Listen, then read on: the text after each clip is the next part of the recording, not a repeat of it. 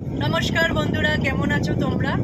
অনেক দিন বাদে চলে এসেছি তোমাদের সাথে একটা ব্লগ নিয়ে। তো আজকে জানো কোথায় যাচ্ছি আমরা? আজকে আমরা যাচ্ছি লাঞ্চ করতে দাদা বৌদির বিরিয়ানি। ওটা আমার খুবই ফেভারিট। ওটা তোর খুবই ফেভারিট। বিরিয়ানি মানে তো আর কথাই নেই। আর মটনটা তো খুবই ভালো লাগে, সব থেকে বেশি, বিরিয়ানির থেকেও বেশি। শুনে নিলে তো।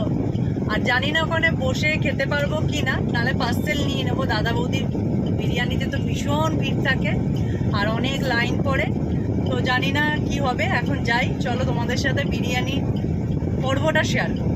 আর টেস্টটাও অলসো।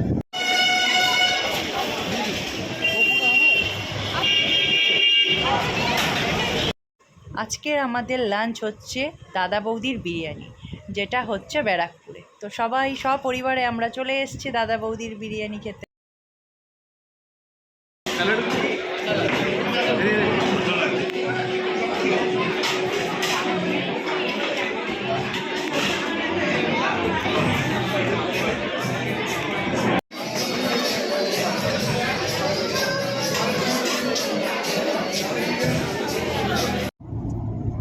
আমাদের লাঞ্চ কমপ্লিট হয়ে গেল। তো আমরা প্রথমে গেছিলাম সোদপুরে।